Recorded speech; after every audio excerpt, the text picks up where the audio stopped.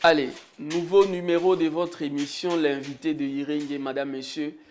Bonjour et bienvenue à toutes et à tous.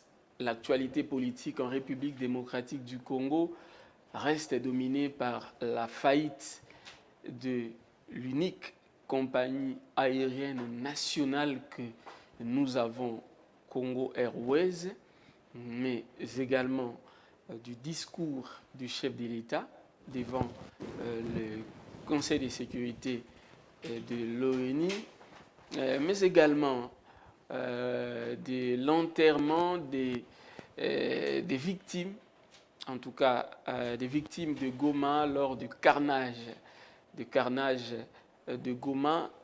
Sur ce plateau, avec mon invité, nous allons décortiquer ces points et tant d'autres.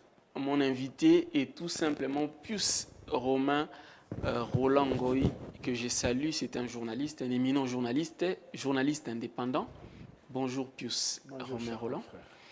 C'est un plaisir de vous avoir. Ce n'est pas tous les jours qu'on a la chance de vous avoir, comme vous aimez bien le dire, professeur d'enseignement gratuit. Si, je me prénomme professeur d'enseignement gratuit. Pourquoi? Parce que nous sommes dans un environnement où la polémique a enflé en fait les réseaux sociaux. Il y a aussi des mensonges qui ont pris le dessus sur la vérité. Et vous savez, il y a un auteur qui avait dit quelle que soit la longueur de la journée, la nuit finit toujours par poindre. On peut mentir chaque jour, chaque matin, chaque soir, chaque midi, vous pouvez mentir. Mais il y aura toujours un jour où la vérité va vous rattraper. En fait, nous nous sommes retrouvés du côté de la vérité. Nonobstant ceux qui estiment que nous sommes sous-traités quelque part pour avoir les éléments de langage, en fait, moi, je ne suis pas ce journaliste qui reçoit les éléments de langage. Moi, je suis un journaliste d'investigation, chercheur, et je vous apprends que je suis étudiant à la faculté de droit. Oui.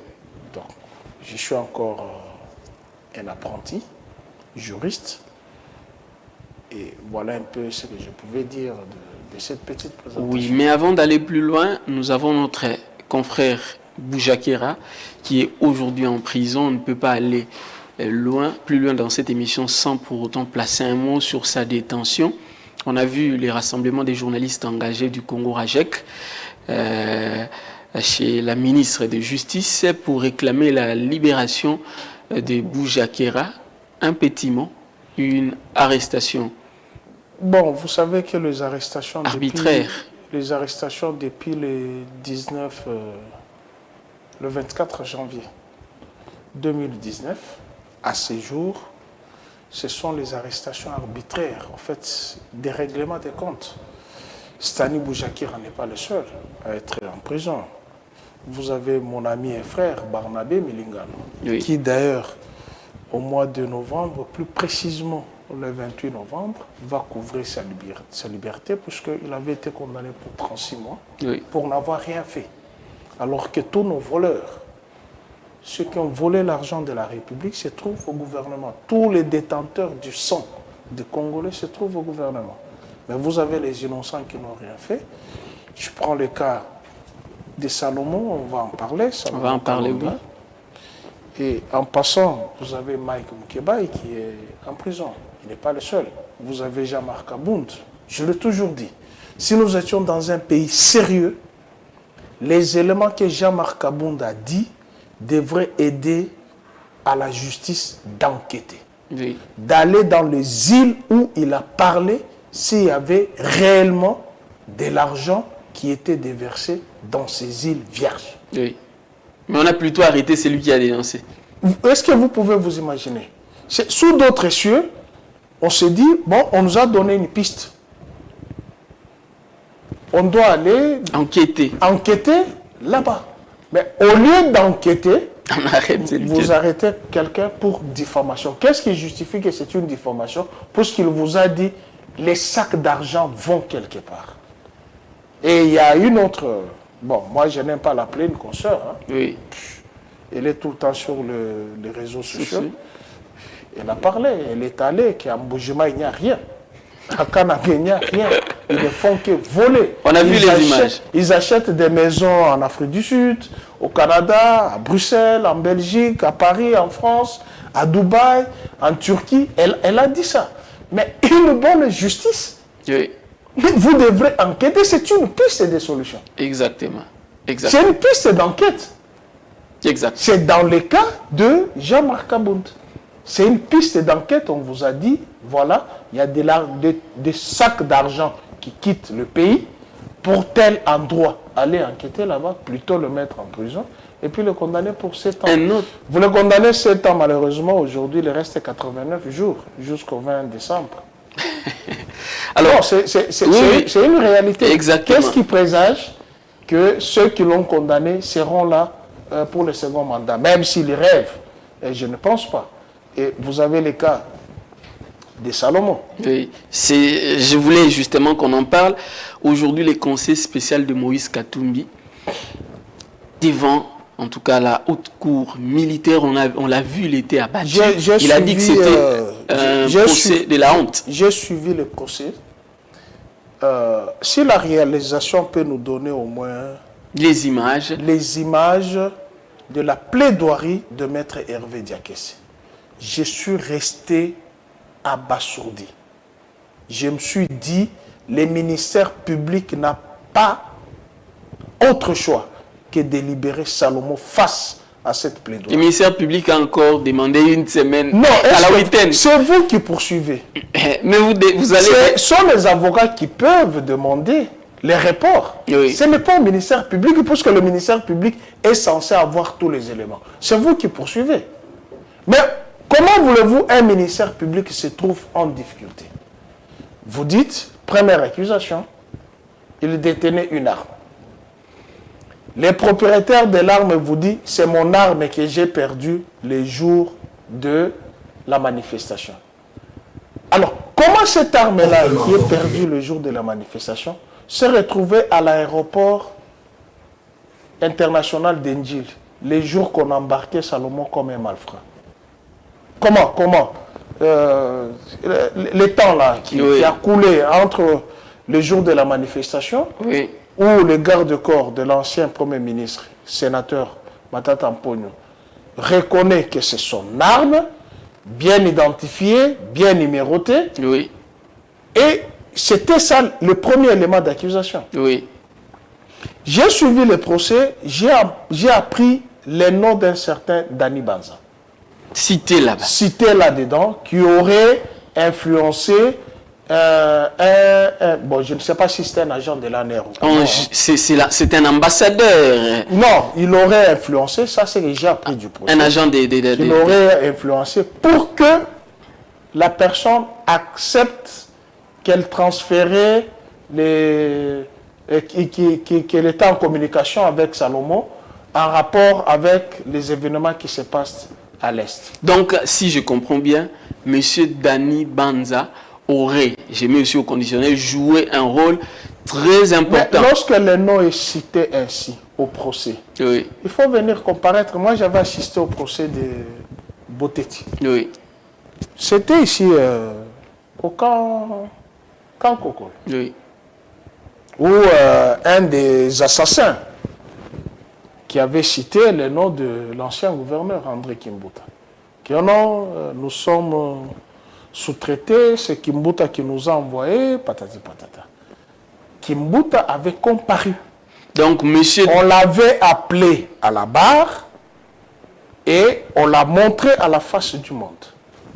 Devant les assaillants, on a demandé les personnes qui sont ici. Où se trouve André Kimbuta? Les deux assassins de Botetti pointa quelqu'un d'autre. Non, n'avait pas pointé quelqu'un d'autre. Il avait dit, André Kimbuta n'est pas ici. Je te dis que tout, même le public qui assistait au procès, tout le monde a crié. Ah on demande dans la scène, monsieur, est-ce que André Kimbuta n'est pas ici? Il a dit non, André Kimbuta n'est pas ici. Alors, on fait sortir, dit le gouverneur de la ville est là, Kimbuta. Vous vous dites que c'est Kimbuta qui vous avez envoyé. A dit non, c'est pas lui Kimbuta. A dit mais c'est lui Kimbuta, le gouverneur. Alors, dans un procès, lorsqu'on cite quelqu'un, de ces procès-là, justement de la honte, ça, il faut le dire, c'est un procès de la honte, puisque l'inculpation pour laquelle vous avez fait débarquer quelqu'un de l'avion à l'aéroport de Ndjili, comme si c'était un malfrat, oui, est nettoyé. Mais pendant qu'il est en détention, vous créez d'autres infractions. C'est une première, hein? Je n'ai jamais vu quelqu'un qui est en détention lui créer une infraction. On t'arrête parce que tu as commis telle infraction. Tu es interpellé pour avoir commis telle infraction. Mais ce n'est pas en étant en détention, on t'amène une infraction. Non, c'est comme moi. Hein? Je donne un exemple. Oui. Je dis, on m'arrête pour coups et blessures. Oui. C'est l'infraction pour laquelle on m'arrête, pour coups et blessures. Je la retrouve en prison, me dit non, coups et blessures là, on met de côté. C'est viol sur mineur. On cherche la mineure que j'ai violée, on ne la trouve pas. Et c'est ça justement qu'on appelait le procès de la honte. C'est ça justement le procès de la honte. Puisque le ministère public qui est là-bas, même le président du tribunal, je pense que tout le monde est juriste, là où ils sont en train de se frotter le crâne. Ils se disent, nous sommes dans quel procès? Et quelqu'un qui est malade, le médecin, même l'humanisme, en vous, vous n'avez pas ce sens humain de voir que ce monsieur est réellement malade. Moi, je ne le dis pas pour le dire. Lorsque je partais à Lubumbashi, non, ce n'était pas à Lubumbashi, je pense que ça doit être à Goma. Oui. Non, c'était à Lubumbashi. Je partais à Lubumbashi, je me suis croisé avec Salomon à l'aéroport. De moi-même, je le regardais. J'ai vite compris que sa santé n'est pas bonne. Même la façon de parler, oui, même la façon de marcher. Moi, je connais Salomon depuis Lubumbashi, depuis longtemps. Mais en le regardant, tu sais que la santé n'est pas... Tu vois réellement que la santé n'est pas bonne. Mais par rapport à ça, vous savez que vous êtes en train de créer les infractions de quelqu'un qui est en prison. 1. Vous êtes allé perquisitionner la maison de sa mère, où vous avez fait voir à la face du monde ses sous-vêtements. En tant qu'Africain, vous êtes maudit. Oh. Si nous sommes Africains, moi je ne peux pas voir les sous-vêtements de ma mère. Mais là, ils ont mis les sous-vêtements des... Je ne peux pas voir les sous-vêtements de ma grand-mère. Je ne peux pas voir les sous-vêtements de mes sœurs. Il n'y a qu'ici à Kinshasa où... tout est devenu normal. Tout est devenu normal. On prend un sous-vêtement et puis il y a un fil, on accroche comme si rien n'était. Non. C'est une intimité. On a mis l'intimité à nu. Une femme pareille, une vieille dame. Et quand vous avez perquisitionné cette maison, qu'est-ce que vous avez trouvé là-dedans? Rien du tout. Donc, il a fallu qu'il y ait un élément probant de la perquisition, faute de quoi? Si nous sommes dans un état sérieux. On porte plainte. Non, on doit dédommager cette femme. La maman, on doit... Parce qu'elle a été traumatisée. Elle a été traumatisée. De la même manière, on a traumatisé la maman de Franck Diongo. Oui. Et les messieurs, imaginez-vous cette maman-là, je vous en prie, hein, nous sommes des humains et j'ai toujours dit, je vous donne toujours ces conseils. Vous n'êtes pas éternel au pouvoir. Vous ne le serez jamais. Seul Dieu est éternel. Vous ne serez jamais éternel au pouvoir. Ce que vous faites subir aux uns aujourd'hui, je vous donne rendez-vous. Vous en subirez plus que. Vous avez des allures d'un pasteur, d'un prophète là? Non, en fait, moi je suis communicateur. Oui. Je suis croyant. Je lis la Bible. Et il y a des paroles du Christ qui nous interpellent. Ce que tu veux qu'on fasse de toi, fais-le pour ton frère. Ce que tu ne veux pas qu'on fasse de toi, ne le fais pas contre ton semblable. C'est ça que la Bible dit. Pas contre ton frère, on dit contre ton semblable. Alors, c'est que le pouvoir d'aujourd'hui, les hommes forts d'aujourd'hui, font subir aux Congolais, vous en subirez demain. Même vos enfants. Vous en subirez demain. Parce que vous êtes en train de créer une haine, l'animosité. Vous vous réglez les comptes. Et quand vous vous réglez les comptes, ça ternit l'image de la République. Ayez au moins l'essence d'un être humain. Effectivement, c'est un procès de la honte. Merci beaucoup. En tout cas, lui-même, Salomo Kalonda. Dans le cas de Stani Boujakira, oui. L'autre fois, je l'ai dit, vous avez eu l'affaire François B. Oui. Qui a été publiée dans Jeune Afrique. On n'en a pas fait un problème. Qui en était le correspondant, qui a fait fuiter ces éléments. On n'a pas fait un problème. Parce que ça profitait. Ça profitait au pouvoir, en fait. Oui. Vous avez l'affaire Bisselele. On a mis son intimité dehors. Et on a même promis qu'il y avait plus de 150 vidéos avec des femmes mariées. Des femmes de ministres. Oui, on en a parlé. Moi, je n'ai même pas voulu suivre ces imbécilités, ces idioties-là.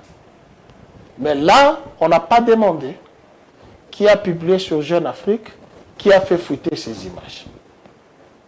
Mais dans le cas de Chéribin Okende, est-ce que de vous-même, là où vous êtes, vous ne vous reprochez de rien? Un député en pleine mandature, au moment où je te parle, aujourd'hui nous sommes le 15e.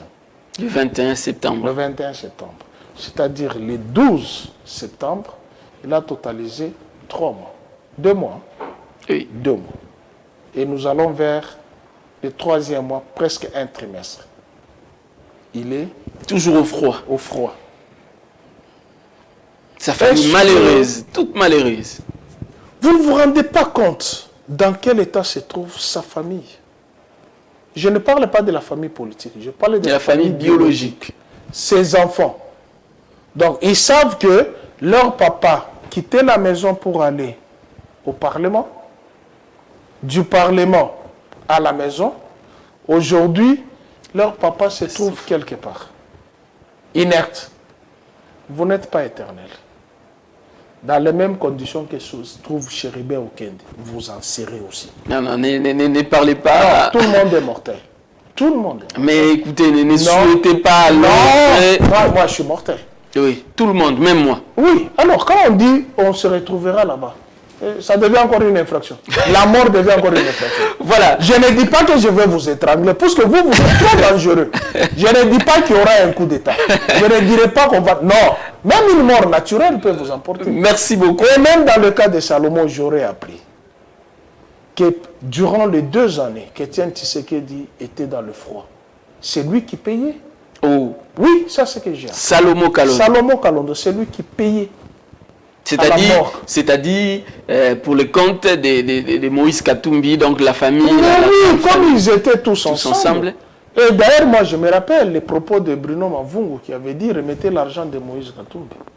Oh. Si, je me rappelle les propos de Bruno Mavungu. Remettez l'argent de Moïse. Alors, en fait, politiquement parlant, ça vous rabaisse. Politiquement parlant, ça vous rabaisse. Et comme je vous dis, vous créez l'animosité dans le chef des Congolais. Et c'est le seul régime au pouvoir qui a créé les fissures des communautés.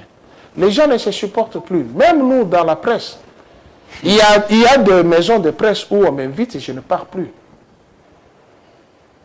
Parce qu'il y a des climat malsain. Il y a des journalistes qui travaillent avec des services dès que vous arrivez là-bas. Ça c'est vrai, il y a des maisons de presse où même moi là qui vous parle, je ne peux plus m'y rendre même si on m'invite. Oui, on a... C'est très compliqué ça, sur ce point-là, c'est... On a créé l'animosité entre confrères, journalistes. Le mot confrère n'a même plus... Non, n'a plus de sens, puisque regardez tout simplement les cas de Stani Boujakira. Combien se sont Vous avez un camp, et on traite les Rajek des...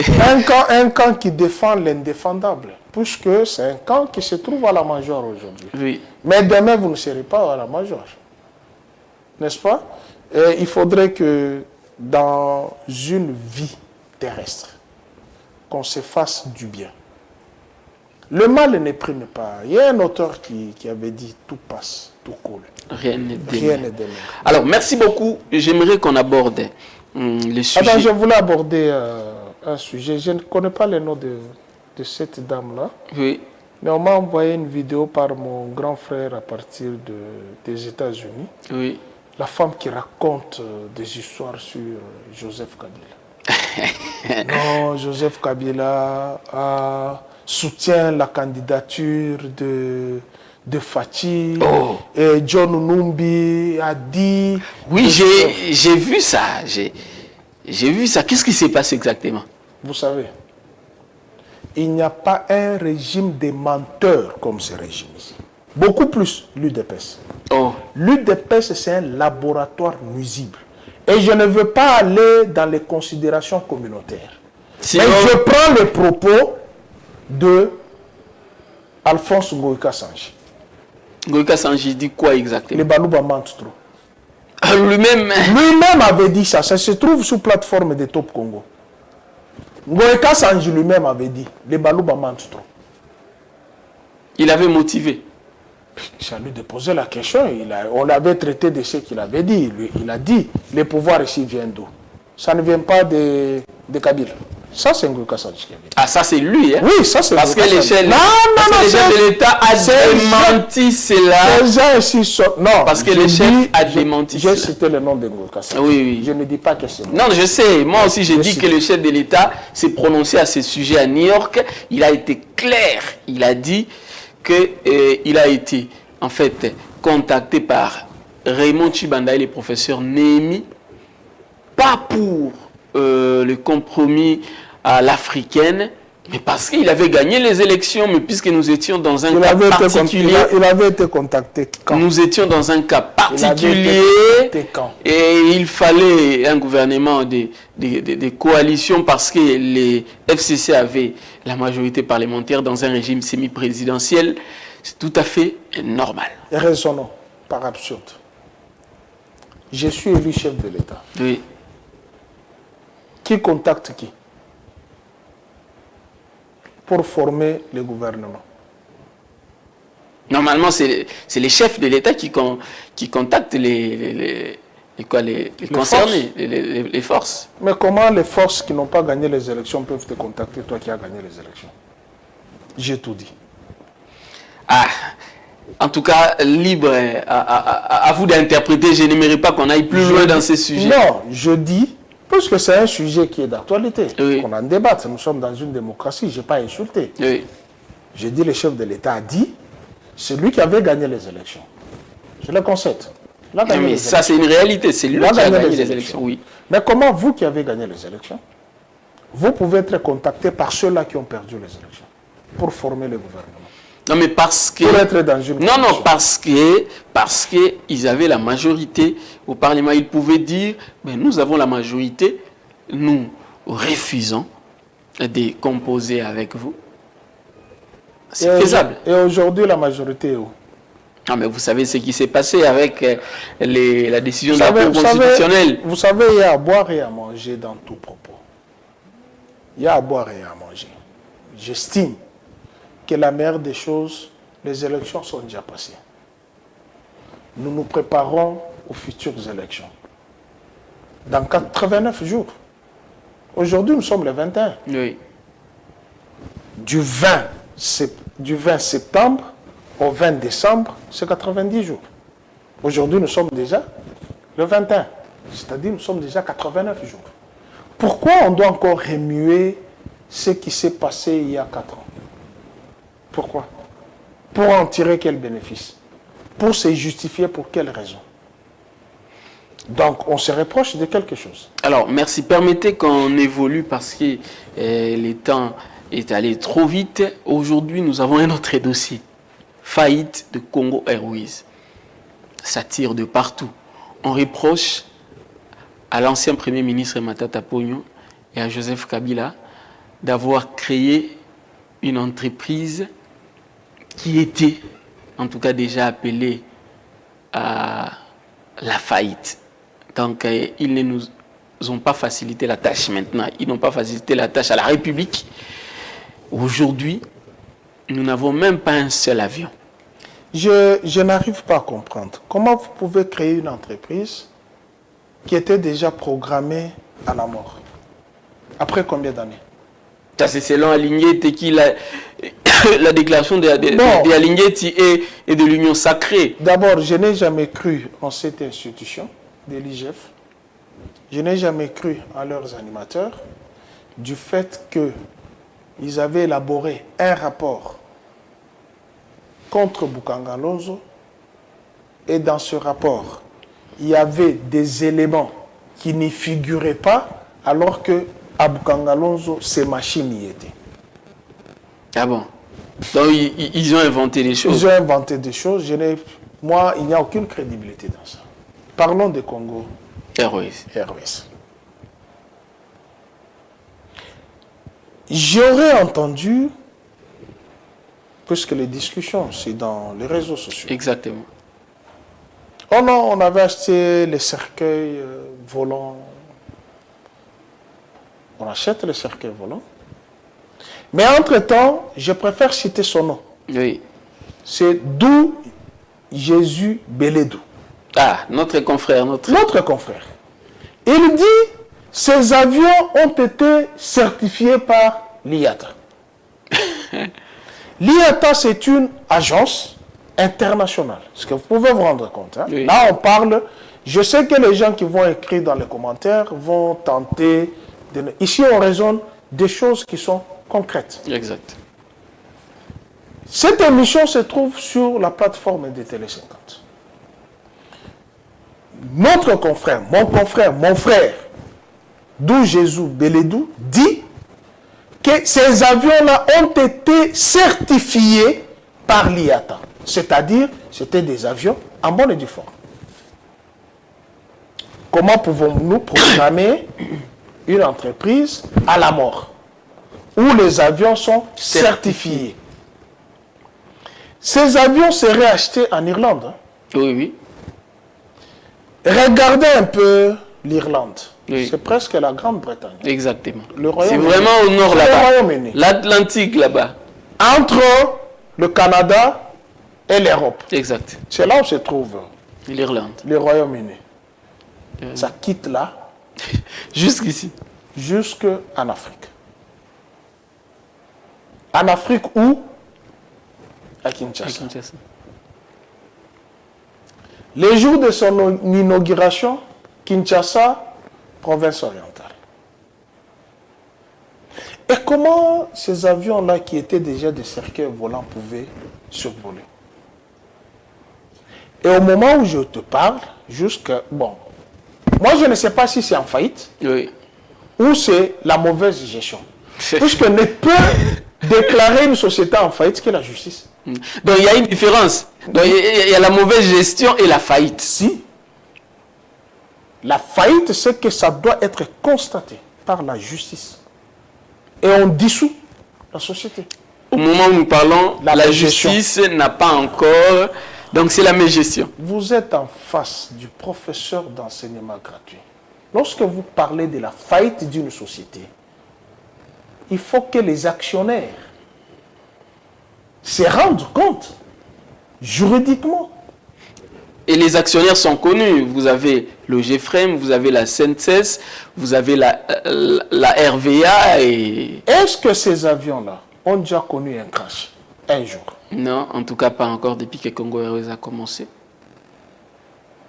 Mais comment vous pouvez dire, par la mauvaise foi, que cette entreprise a été créée pour aller à sa mort? Même les chefs de l'État a voyagé plus d'une fois avec ces avions-là. Il n'y a pas que ça. Les jours de l'inauguration, je peux vous citer le nom de quelqu'un que j'avais dit. Vous avez dit que ces avions ici sont des cercueils volants. Pourquoi tu es entré là-dedans? Moi, j'ai interpellé un des responsables dans un avion. qui était acerbe. Les cercueils volants, je me suis croisé avec lui dans Congo Airways. Nous partions à Lubumbashi, je lui ai dit, toi tu disais que ce sont les cercueils volants, qu'est-ce que tu es venu faire ici? Et puis il y a... Attends, mon frère. Congo Airways, je cite encore son nom, oui. Notre confrère Dou Jésus Belet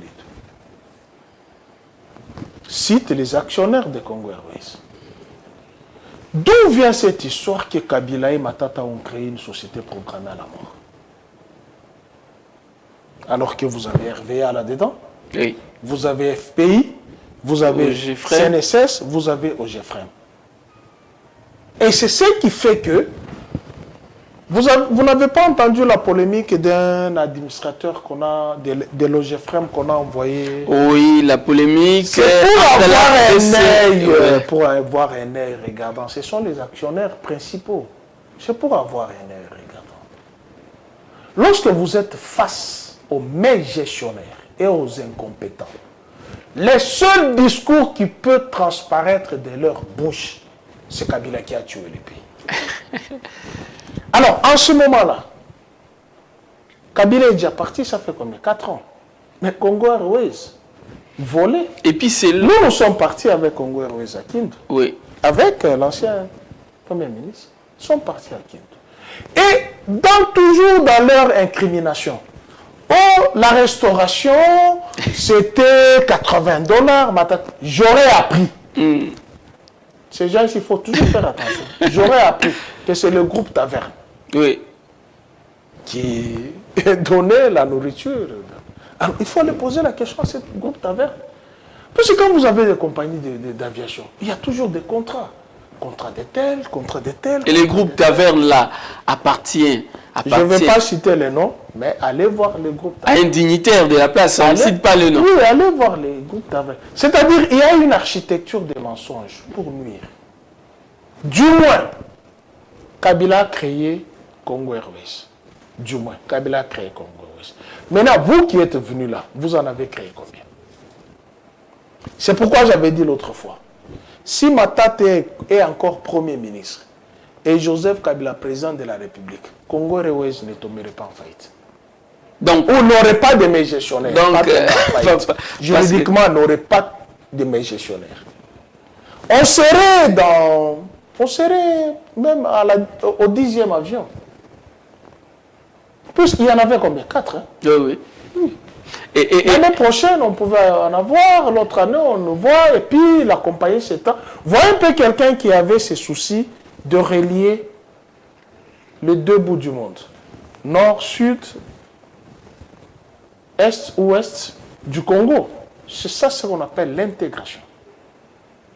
Mais aujourd'hui, vous n'en avez pas. Maintenant, là, avant que le Kabila n'arrive, les transports coûtaient extrêmement cher. Pour avoir les passeports, c'était tout un problème. Pour avoir les permis de conduire, c'était tout un problème. Oui. Les Kabila sont arrivés, ils ont allégé cela. Bien que ce sont les compagnies privées, mais la compagnie nationale était en faillite. Là, je parle de Air Zaïre. Air Zaïre muet en lac, ligne aérienne congolaise. Exact. Il n'y avait pas d'avion. Il faut poser la question à Kengo. Léon Kengo Adondo qui est vivant. Il en sait beaucoup. Moi, j'étais à la conférence nationale souveraine. On suivait à la télévision. Les images existent.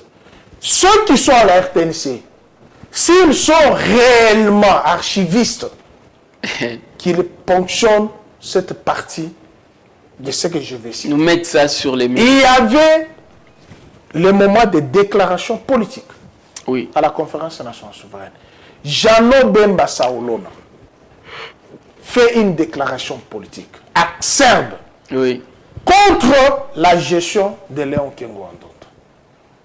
La rigueur, il en a parlé, ça se trouve, les images se trouvent à la RTNC, à moins qu'on ait perdu ça. Oui. Mais s'il y a les archivistes, ils peuvent aller voir. En revanche, Léon Kengo Adondo prend la parole. Oui. Je retiens ceci. Certaines familles, oui, doivent leur fausse prospérité. Fausse prospérité. Fausse prospérité à l'État zaïrois. Elles doivent 26 000 milliards de francs belges à l'État zaïrois. Et il y a des avions qui survolaient avec les numéros matricules d'Air Zaïre. Oh. Je cite Léon Kengo. Oui. Si c'est un travail de mémoire, qu'on me dise que j'ai menti, mais allez à l'RTNC, les archives existent. Il avait dit ça. Les jours de la déclaration politique. De quel parti politique? UDI. Tu connais UDI? Union des démocrates indépendants. C'était le parti politique de Léon Kengo. Il y avait tous les anciens ministres là-dedans. Les Païpaï, les Katanga, les Tambo Mwamba. Tous les bons dignitaires de Mobutu étaient dans ces partis politiques. C'était les jours de cette déclaration politique. Et les Kabila n'ont rien trouvé. Pour preuve, il y a une Antonov qui avait fait un crash. Oui. Ici, à Ziguida. Exactement. Et vous savez les malheurs qu'a causé. Tu connais la date? Il y a eu des morts. L'histoire retiendra qu'il y a eu des morts. Vous voyez? Oui. Nous n'avions plus de compagnie aérienne. C'est les Birindo avec les autres qui mettront en place CA. Oui. Compagnie privée. Il n'y en avait plus. Mouzé a tenté avec Wimbidira. Qui est resté l'unique aujourd'hui à... Et maintenant, on met en place la compagnie nationale. Oui. Vous venez avec les discours de 8 avions. C'est tout ce que moi j'attends. Mais nous apprenons également... Moi j'attends les 8 avions. Nous apprenons également que le gouvernement a déboursé 10 millions de dollars. Mais pendant qu'on demande 33 millions, vous déboursez 10 dollars. Les moteurs coûtent 10... Vous savez, dans cette histoire, il y a un avion qui est resté en Israël. L'avion que j'avais pris de Lubumbashi à Kinshasa. C'est le Boeing 720 d'Air Zaïre. Un grand appareil volant. Un grand appareil. Tu vois le siège? Oui. Il y en avait à peu près 12 en largeur. 12 comme ça. 12 ou 14. C'était vraiment grand. C'est resté en Israël. Ça se trouve. C'était l'appareil d'Air Zaïre. Air Zaïre avait une flotte d'avions. Puisque à l'indépendance, la seule compagnie nationale qui était, c'était Sabena. Air Zaïre est né de Sabena. Oui. Il fallait, les passifs et l'actif, il fallait partager. C'était comme ça. Mais Air Zaïre n'a jamais connu un crash. En tout cas, ça c'est... Congo Airways n'a jamais connu un crash. Mais vous avez les gestionnaires qui arrivent. Au lieu de maintenir cette flamme-là, de la bonne gestion en y ajoutant, on peut aller même en leasing, en location d'autres avions. Non, ce n'est pas toi qu'on était. On était avec les Louis-France et les autres. Nous étions à Addis Abeba. Mais quand nous atterrissons à l'aéroport d'Addis Abeba, j'ai regardé les flottes. Je me suis dit, Dieu Tout-Puissant, Créateur du ciel et de la terre. L'Éthiopie a quelle richesse? Mais vous regardez, j'ai les images. Il n'y a pas longtemps, l'Éthiopie, c'était parmi les pays les plus pauvres. J'ai compté, il n'y avait pas moins de 150 avions. Donc, nous atterrissions. Donc, dès qu'on atteint le sol, il y a un autre qui atterrit, il y a un autre qui décolle, il y a un autre qui décolle sur l'autre côté. Mais ici, chez nous, avant que l'avion atterrisse, on vous dit d'abord, attendez. Donc, les 30 minutes là, de préparation en l'air, vous vous attendez. L'avion atterrit, va faire les manœuvres, arrive, décharge, et puis vous prenez. Ça, c'est une insulte. Même vous qui nous avez promis les 8 avions, pourquoi vous ne nous donnez pas? Vous voulez vous expliquer sur la mégestion de Congo Airways en mettant en cause Matata Mponyo et Joseph Kabila. Alors ils vous ont laissé une compagnie en pleine bonne santé. Ils vous disent que Matata Mponyo a laissé Congo Airways avec des dettes en 2018 lorsqu'il est parti. Ces propos-là sont venus de l'article de Jules Alinguette, que je déteste, qu'il avait envoyé à Doubeledou. Mais pendant que nous étions sur le plateau, Oui. il y a des gens qui ont réagi. La dette de 5-8 millions de dollars a commencé. C'est après... C'est après le départ de Matata. Oh, donc Matata n'a pas laissé de dettes. Il n'a pas laissé de dettes. Kabila n'a pas laissé de dettes. Mais aujourd'hui, nous avons une dette de combien aux institutions de Bretton Woods? Vous avez déjà posé cette question. Le même qui avait contracté la dette de 3 milliards à l'époque, et cette dette a pesé sur les épaules du Zaïre jusqu'à atteindre 14 milliards, mais c'est celui qui n'a jamais bouffé ces ronds d'argent, même un rond, Joseph Kabila. Puisque lorsque Mobutu avait contracté cette dette, Joseph Kabila n'avait que 2 ans. 2 ans d'âge. Mais c'était dans les années 73. Oui. 73, 74. Qu'on a contracté cette dette de 3 milliards qui a pesé sur la tête de la République du Zaïre. Ils ont fait des fêtes, ils ont fait des éléphants blancs, jusqu'à voir les cumuls de 14 milliards. Et c'est Kabila qui est venu payer avec Mouzito et Matata. Toute la dette. Tous les 3, imaginez-toi, imaginez-vous, il n'y a que ceux qui ont payé les dettes des pères de ceux qui sont au pouvoir, qui sont incriminés de mégestion. Et regardez encore le revers de la médaille. Le même comportement de leurs pères hier, qui ont contracté l'argent aux institutions de Bretton Woods, que Kabila a payé. Kabila quitte le pouvoir, laisse le pays sans aucune dette. Mais aujourd'hui, on n'a pas moins de 10 milliards de dettes aux institutions de Bretton Woods.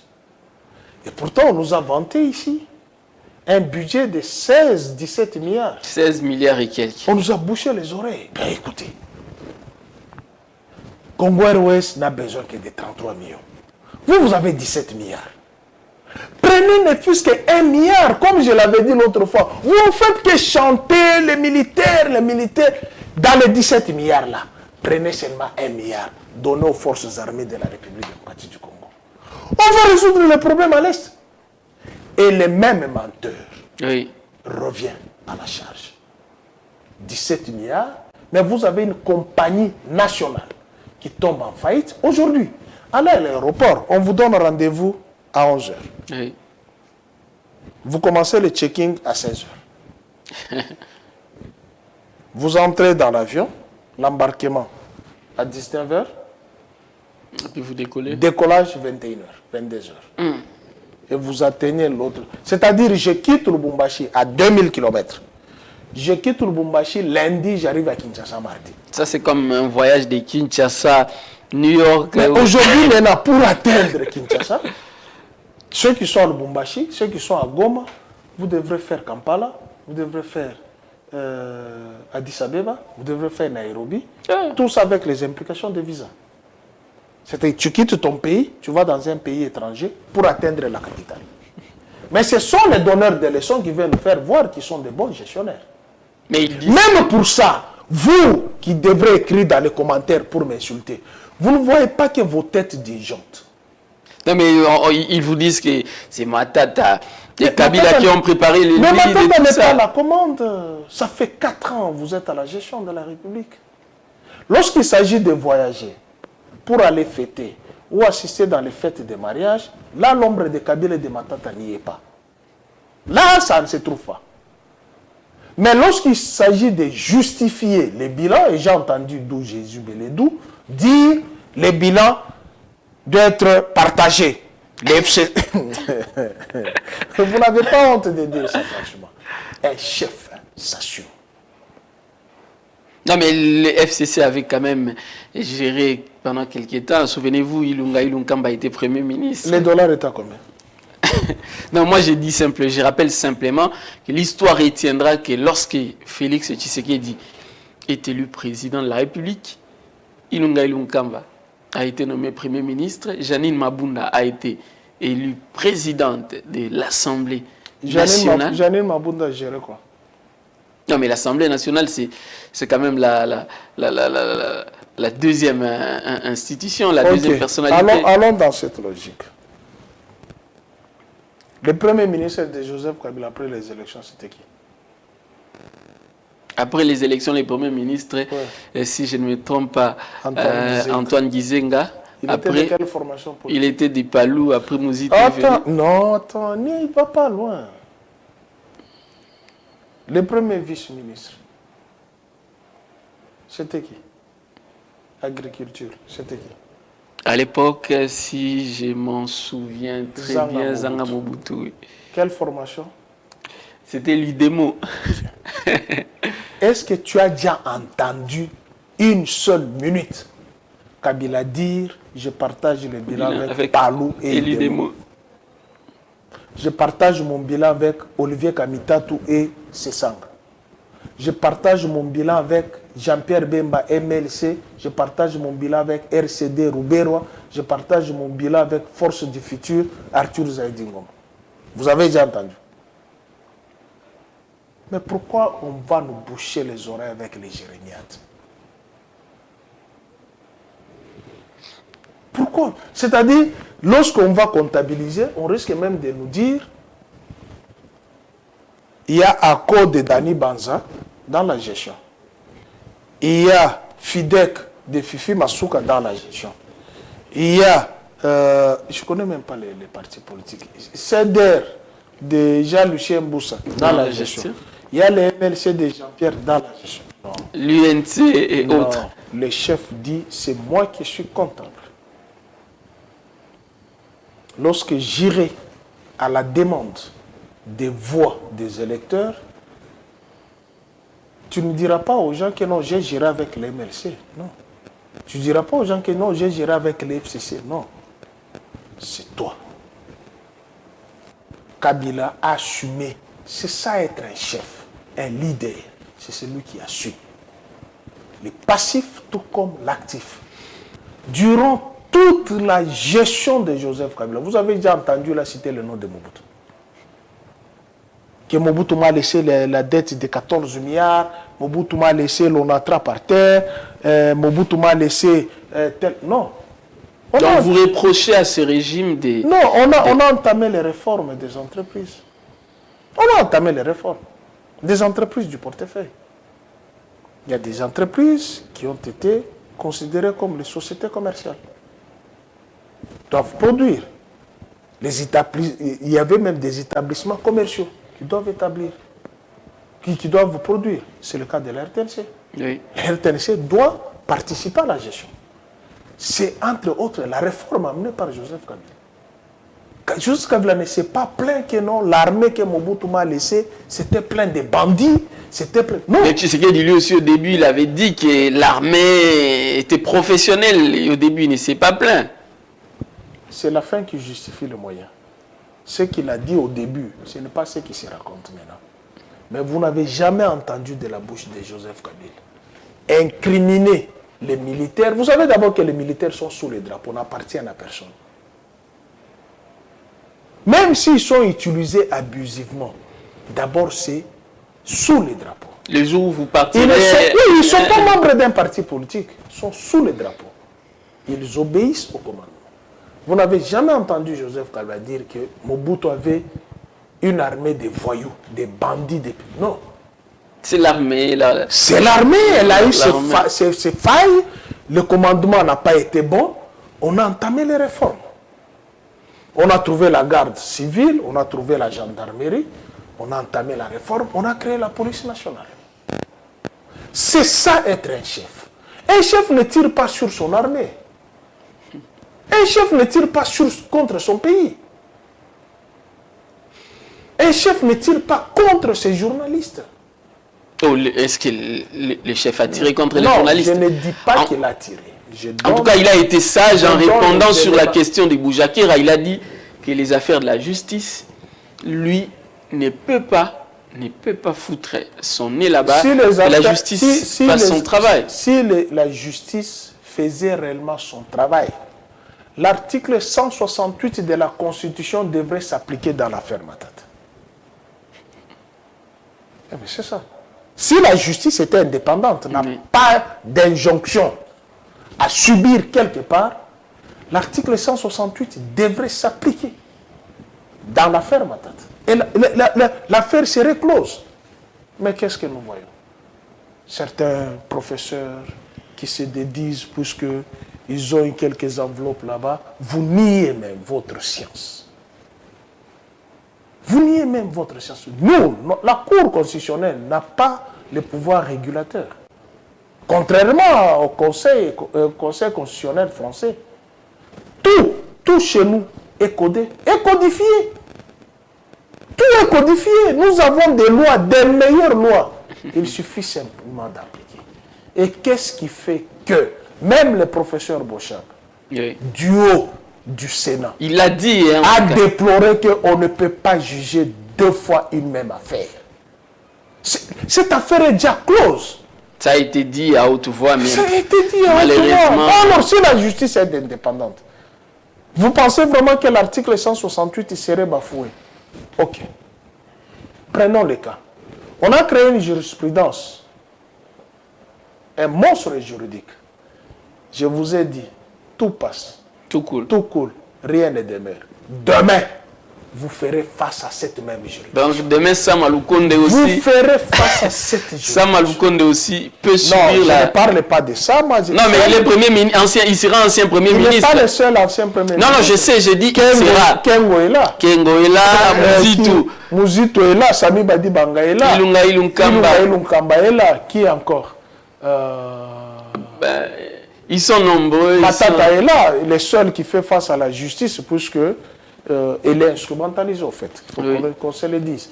Puisque si on veut suivre le droit pur, il n'est pas justiciable. Et quand j'entends les gens dire, oh non, comment quelqu'un qui ne peut pas avoir... Non, il y a un principe juridique qui dit ceci. Il n'y a pas de juge, il n'y a pas de juridiction sans la loi. Il n'y a que la loi qui te confère ton juge, il n'y a que la loi qui te confère une juridiction. On ne peut pas créer une juridiction en plein procès. Non. C'est le banditisme juridique, en fait.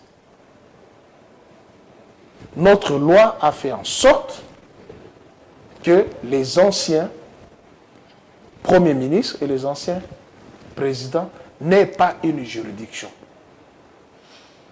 À moins que il y ait une plainte au préalable quand ils sont en pleine fonction.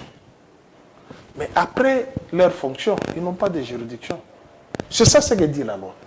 Et notre loi dit ne peut saisir la Cour des cours en interprétation le président de la République, le Premier ministre, le président des deux chambres, les députés réunis au nombre d'un dixième patati. On a donné la nomenclature des institutions qui peuvent saisir la Cour des cours en interprétation d'une incise de disposition. Mais on a vu la Cour... comment la Cour de cassation peut saisir la Cour des cours pour qu'on lui donne l'incise, la signification de l'incise pendant un moment... Vous voyez un peu que... Alors, même nous qui apprenons le droit, nous sommes un peu... Nous devons chuter, merci beaucoup. Alors, vous regardez la caméra, parce que nous sommes dans l'invité de Yirengue, vous regardez la caméra, vous faites passer un message clé, votre message clair que vous avez sur un sujet de votre choix, et puis nous allons désannoncer l'émission. Je demande tout simplement aux Congolais d'être sereins. Les Congolais doivent croire en ce pays.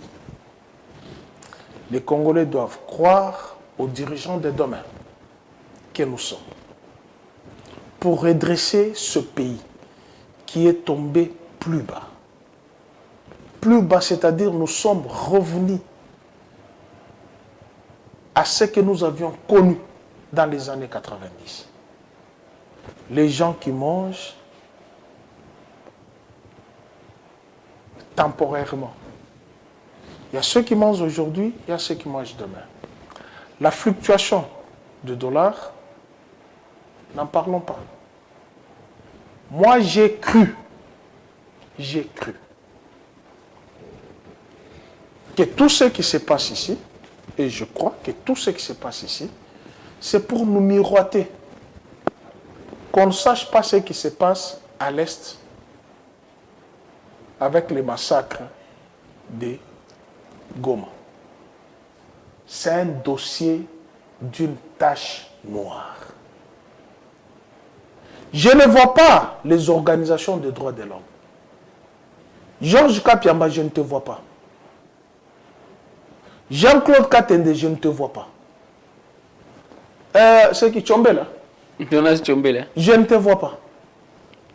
C'est qui, le professeur Ndaïwel? Isidore Ndaïwel.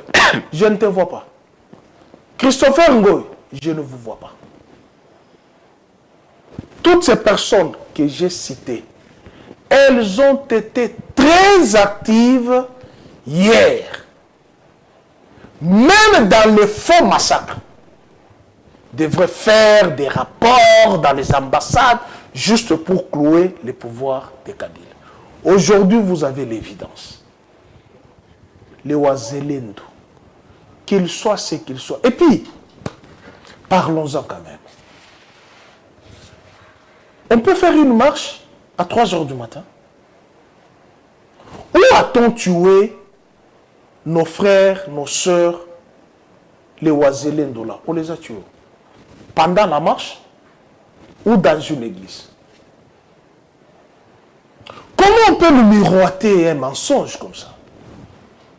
Vous entrez dans une église, vous tirez à bout portant. Et hier ou avant-hier, c'était l'enterrement. Sans informer les membres des familles. Et on en a enterré combien? Le gouvernement nous parlait de 7 morts, 14 morts, jusqu'à ce que nous avons atteint 163 morts. Plus que même. Tout ce que je peux vous demander, ce que vous avez commis à Goma va vous rattraper un jour. Nous sommes pendant la période électorale. Même si je ne crois pas en ces élections, je n'y crois pas. Il y aura la campagne. Feriez-vous face à toutes ces victimes de Goma? Et ceux de Goma, moi je vais dire l'autre fois, si j'étais au gouvernement et qu'on tuait chez moi au Katanga, je démissionne. C'est ça la grande... Là, vous vous adressez directement... Je m'adresse aux Nord-Kivusiens qui sont mes oncles. J'adresse aux Nord-Kivusiens. Je m'adresse au Grand Kivu, Nord, Sud, Maniema. Bahati Lukwebo n'a pas... Non, je ne vais pas citer le nom. Je m'adresse au Nord, au Sud, au Maniema. C'est un crime contre l'humanité. Il n'y a pas un mot à dire. C'est un crime contre l'humanité de ce qui s'est passé là à Goma. Il faut toujours poser la question. La garde républicaine obéit à quelle autorité? Merci beaucoup. C'était l'invité de Yiringue. Cette émission, vous pouvez la suivre en rediffusion le samedi à 9h30 sur Perfect Télévision. La même émission en boucle sur Nyota Télévision, notre chaîne partenaire, mais aussi sur notre chaîne YouTube Peter Tiani Télévision. Pour les extraits, vous pouvez couper et partager. Nous vous retrouvons le jeudi prochain à la même heure avec un autre invité et avec le même plaisir. Allez, au revoir.